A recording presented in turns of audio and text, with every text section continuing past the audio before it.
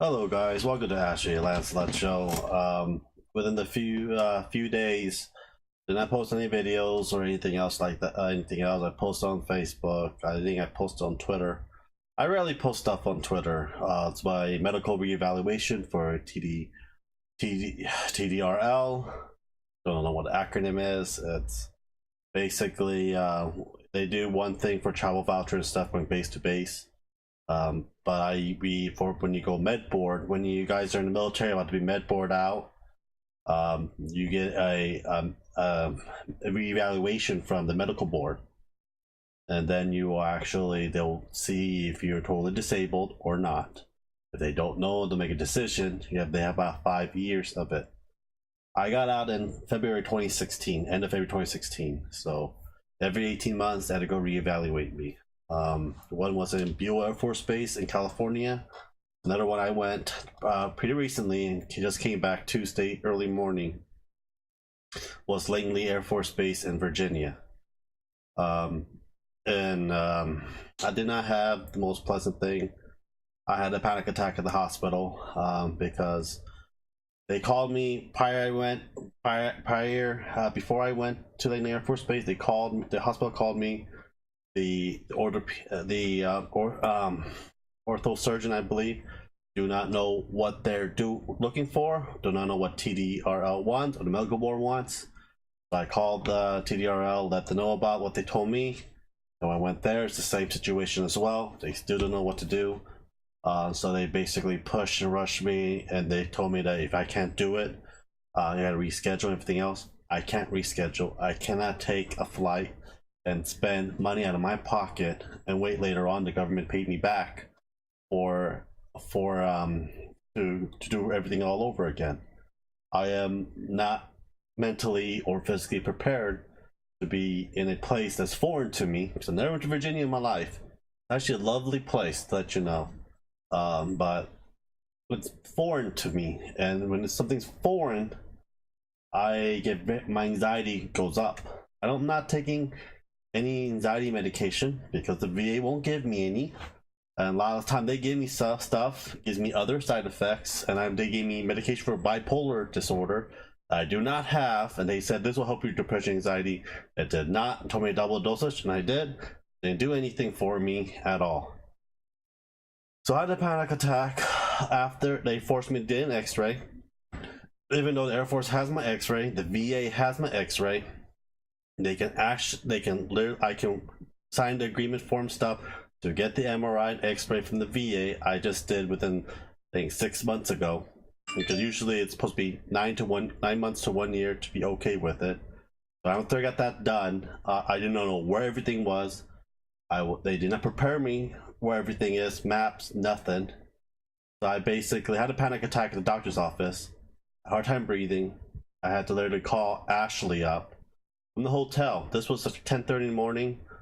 We didn't sleep that well because, I had a lot of problems with the hotel, everything else, because, again, it's foreign. My anxiety rose and I couldn't breathe. Have Ashley to come get me, to pick me up, but she came with me to the mental health. Ashley stayed at the hotel. I left because she took a long time to get ready, and I woke her up early for it as well. So I had a panic attack. I was about to lie down on the floor. Answered the doctor's questions. Told me they look at the x-ray on my back. They don't look at my left leg, anything else. I told them what happened in the past, everything else, how I exacerbated everything else. I know I have degrading arthritis in the lower back of my body, but there's one thing that I'm very frustrated about. They should know what to look for, what to evaluate. And I know I get a lot of people to get reevaluated from the medical board, but it was a very uncomfortable setting. Not the doctor's fault. It's the fault of the higher ups that they don't, and the communication as well, because the Air Force and the VA do not communicate that well at all. Is one of those things that had a hard time, and I can only eat certain types of food. because I have IBS and IBD.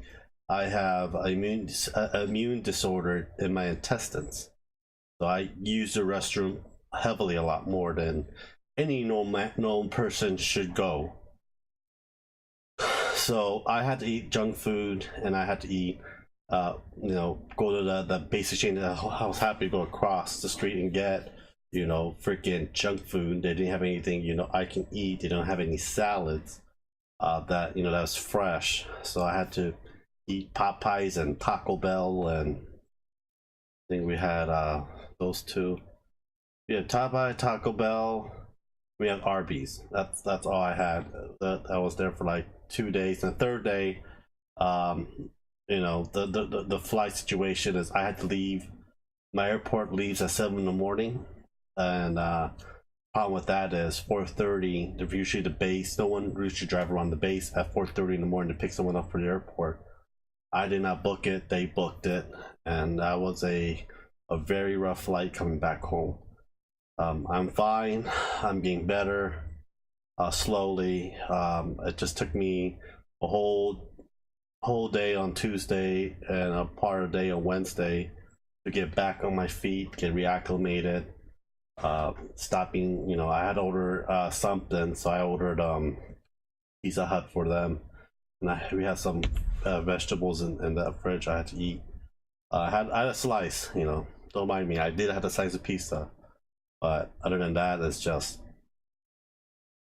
one of those things I do not like. It sucks. Having anxiety and depression. It sucks having PTSD. But and the good side is that I went to the mental health reevaluation. The therapist there, was very understanding and everything else, and they were like, "Why the hell they sent you 400 miles away from your house? There's Air Force Base where you live, about an hour drive." I'm like, I have no freaking idea. It's the Air Force. It's the military. They don't care. And the truth is, they really don't. And people go in, they all friend buddy. They don't want to get out, and it's like people that you do not know and that does your paperwork, everything else. But I'm happy that one of the guys from TDRL, he's very nice, very helpful, but the communication with the VA and the Air Force needs to be done with something else for it. I know that South Carolina VA is not that great. I'm probably gonna go to the one in North Carolina. I'm planning on actually transferring over there once everything has been settled by September. Yeah, it's not fun. It's not fun having panic attack due to anxiety, depression, and have clueless, running around like a headless chicken. Don't know what the hell's going on, what's going to happen to you. It sucks. Well, I'm back. I'm going to try to get some videos out this week and next week. If you see one video out of the day, I'm still trying to get back at it. I'm still trying to grasp everything back. Try to get back to my normal routine. One thing that helps with my anxiety is YouTube, social media. I talk to people and friends. A lot of times, that is one of the main things that helps me a lot. I need something to do. This is my hobby. Do not expect to get famous, and I do not expect to get 1 million views like that. This is something for me to do and connect with other people. You have a hard time connecting people face to face. Some people I talk to for once in a while, I start opening up and helping out more with them. I know a lot of friends and YouTubers that have anxiety and depression. We do talk time to time about it.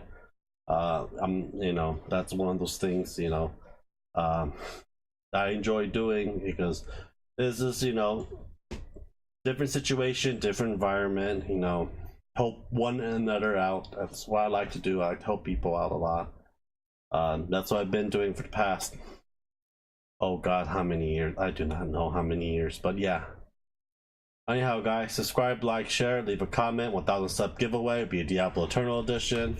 I should make that a little bit bigger because I made it a lot smaller for it due to the fact that I was playing Diablo 2. But yeah, thank you guys for watching and have a great day. Bye.